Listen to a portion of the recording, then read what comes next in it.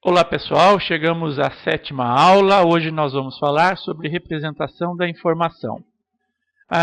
Vocês sabem com certeza, as informações, o conhecimento, compõem recursos cada vez mais estratégicos e essenciais para o sucesso tanto de pessoas quanto de organizações. Os analistas de sistemas ou analista de negócios devem entender que a informação é um dos bens mais valiosos de uma organização. Nessa aula, nós vamos falar sobre a representação da informação, principalmente na forma digital. Ao longo da história e também da pré-história, o homem utilizou de diversas formas e meios para representar dados e informações. Já na pré-história, o homem utilizava figuras e símbolos para registrar a informação. O meio mais utilizado eram, as paredes de rochas das cavernas, como vocês podem ver essa figura que é mostrada agora aí. Essa forma de representação ficou conhecida como arte rupestre. Já na antiguidade, também conhecida como Idade Antiga, o homem utilizava símbolos, sinais e mais tarde o alfabeto. O principal meio de registro das informações foi o papiro. Outros meios também eram utilizados, como a tábua de barro, os pergaminhos. Mas foi na Idade Média que a taxa de evolução da humanidade começa a atingir índices cada vez maiores. Uma das principais invenções da época, por volta do ano de 1400, foi o aperfeiçoamento da tipografia móvel feita por Gutenberg. Com a redução do custo de produção de livros, uma maior parcela da população começa a ter então acesso às informações. E a evolução começa a ser natural. É nessa época, por volta de 1600, que a quantidade de invenções e descobertas atinge taxas nunca antes conseguidas. Essa época é conhecida na história como o Iluminismo. E nesse momento da história, na Idade Média, a principal forma de registro das informações era o alfabeto, também tinha os símbolos e signos. E o meio mais comum, o papel, por meio dos livros. Já na modernidade, nos nossos dias, usamos o alfabeto, símbolos, signos, figuras e tantas outras formas de representação da informação. É hoje em dia que o meio mais utilizado pode ser conhecido, como o computador. O computador nas mais diversas plataformas, e nos mais diversas formas de gravação dessa informação, tanto meios óticos, magnéticos. Na sociedade atual, em sua vida cotidiana, o homem lida do ponto de vista numérico com o sistema decimal e do ponto de vista alfabético com determinada linguagem, português, inglês e assim por diante, ou até mesmo uma linguagem de computador. Da mesma forma, o computador, dado suas características físicas, ele lida sob ambos os aspectos com o sistema binário, utilizando sistemas de código para a representação da informação, tanto numérica quanto alfabética e também a alfanumérica. Tanto o sistema decimal quanto o sistema binário têm por base, os mesmos princípios, ou seja, a representação de um número se faz através ou por meio de uma cadeia de símbolos. Por motivos técnicos, os computadores são projetados, na maioria dos casos, para reconhecer sinais elétricos do tipo digital, sendo necessário que os métodos de codificação interna se baseiem no sistema binário, permitindo assim a representação de todo tipo de informação e instruções que o computador precisa para executar qualquer tipo de operação ou tarefa. Se nós olharmos ainda a forma de representação interna de dados e informações no computador, nós vamos ver que dados nada mais são do que fatos em sua forma primária e isolada, que uma vez organizados, rearranjados e processados de uma maneira lógica, que faça sentido, nós podemos dizer que eles se tornam uma informação. Dados são classificados em tipos: tipo numérico, tipo inteiro, tipo alfabético, alfanumérico, numérico de 0 a 9, alfanumérico de A a Z, alfanumérico de 0 a 9, A a Z, e também os símbolos, como arroba, exclamação, asterisco e assim por diante. Já os dados numéricos podem ser inteiros, podem ser do tipo real, com vírgula, positivos, negativos. Também temos o tipo lógico, né, que é verdadeiro ou falso, 0 ou 1. Os dados geralmente possuem uma descrição, por exemplo, quantidade, preço, salário atual, sexo, quantidade vendida e assim por diante. A representação dos dados no computador segue um padrão. Os dados estão contidos em uma unidade de memória denominada byte. O byte, por sua vez, é dividido em 8 bits, que recebem ou não energia elétrica, provocando uma mudança de estado. Dizemos que quando bit igual a 1, significa que está passando uma determinada corrente elétrica pelo circuito condutor desse bit específico. E o bit 0 quando não está passando alguma corrente numa determinada tensão.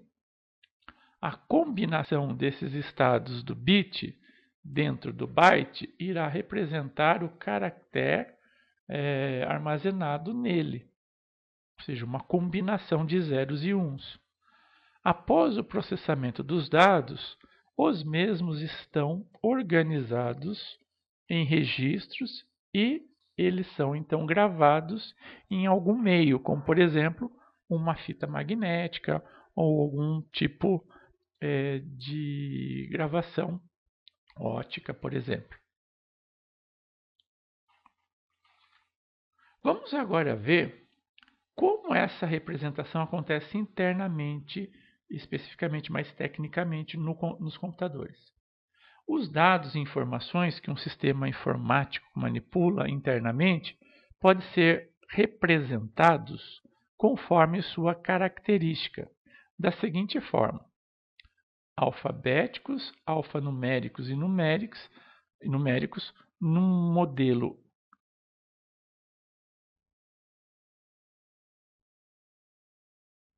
de caracteres, especificamente, por meio de codificações como ASCII, EBCDIC, entre outros. E já os modelos, ou melhor, os códigos numéricos, inteiros e reais, podem também ter a sua representação com vírgula fixa, vírgula em ponto flutuante, e em tantas outras formas.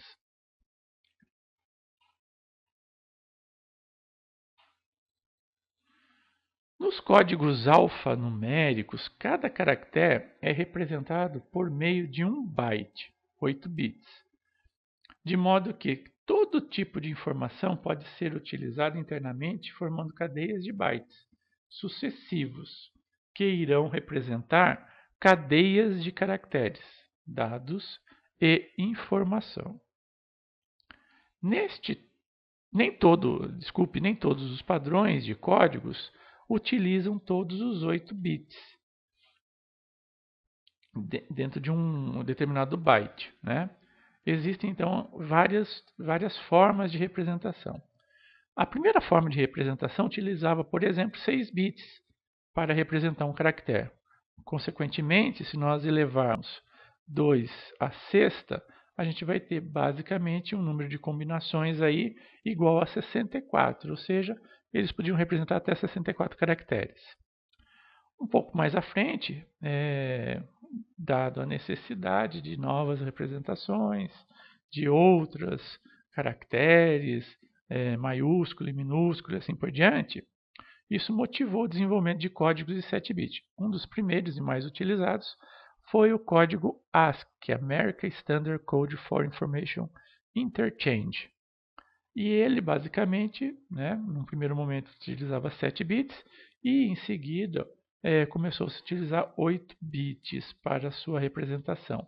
Assim, quando utilizava 7 bits, eles podiam, então, representar basicamente 128 caracteres e depois 256 com a representação de 8 bits.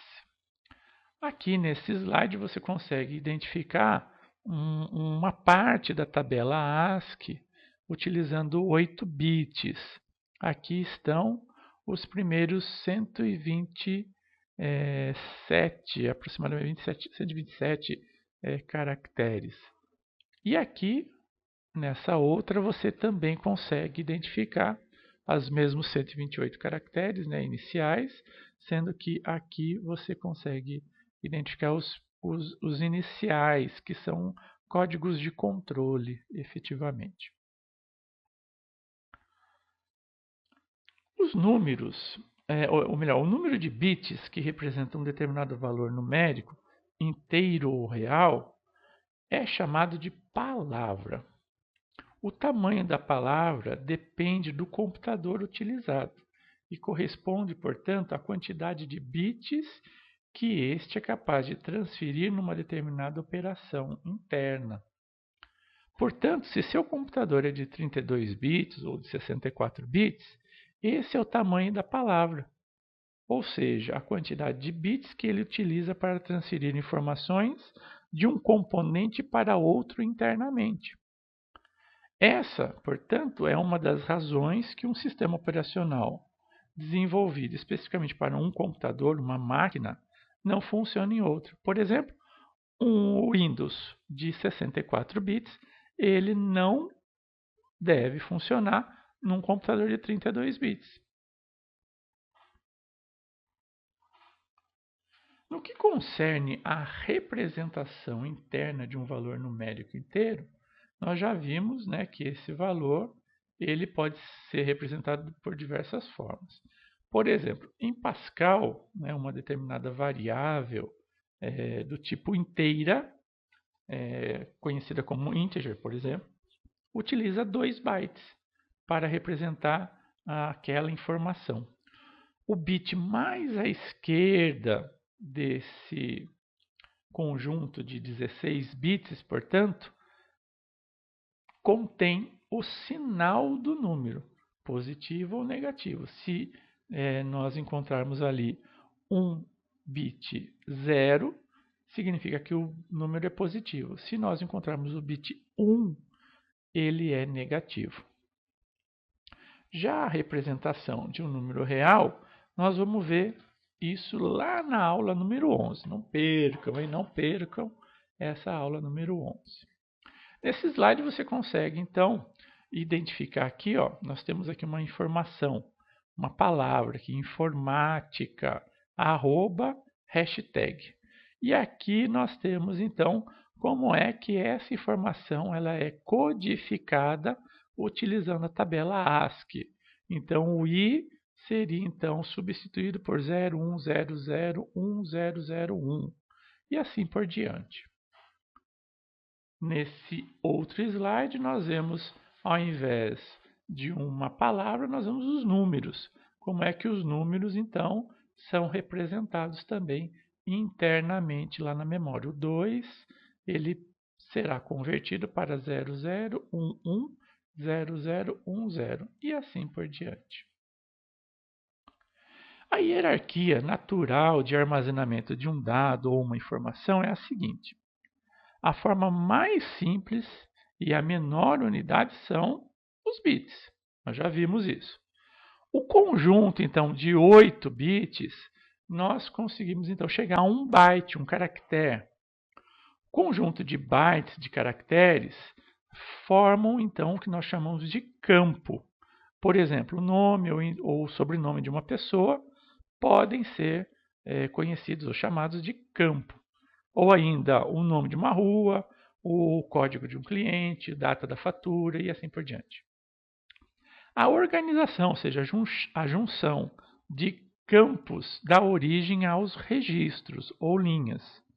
Por exemplo, o registro de um funcionário, ou seja, o conjunto de campos que o definem dentro de uma empresa, como nome, cargo, data de nascimento e tantos outros campos.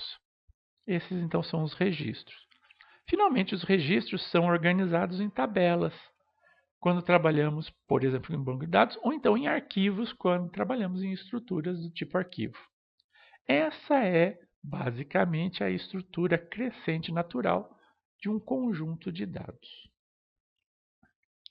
Nesse slide, nós podemos ver aqui um exemplo de representação em linguagem de programação de uma estrutura de dados conhecida como registro. A gente já viu isso, né? Então, como que a gente, numa linguagem de programação, aqui no caso Pascal, como é que a gente faz, então, a representação desses campos, desses diversos campos que compõem um registro, é dessa forma. Então, a gente tem aqui, olha só, o tipo tRegistro do tipo record, que é registro. E aqui nós temos os vários campos que compõem esse registro. E nós dizemos, então, que esse tipo tRegistro ele está associado a uma variável do tipo registro. Desse outro lado, então, nós fazemos aqui, lá, por exemplo, no meio desse programa, como é que nós fazemos a associação de um determinado valor a um determinado campo específico de um registro. Né? Então, aqui, por exemplo, o programa está gravando os seguintes dados. Essas informações nos caracteres numéricos, tal e tal, e assim por diante. Após, então, a execução desse programa, se a gente der uma olhadinha, fizermos um dump de memória, e olharmos como que a memória, lá dentro da memória do computador, memória RAM, essas informações aparecem, é mais ou menos isso que a gente pode identificar. Então, aqui o tamanho da string, aqui o valor, e assim por diante. Então, aqui a gente tem os valores de determinados campos aí sendo ilustrados. Então, é mais ou menos isso aqui, o caractere alfanumérico, o caractere numérico, o campo inteiro e assim por diante. Aqui as representações lá na memória dessas informações, ou seja, os valores associados a cada um desses campos. Na próxima aula, vocês veem que aqui, então, as informações elas estão no formato hexadecimal, e aqui em ASCII,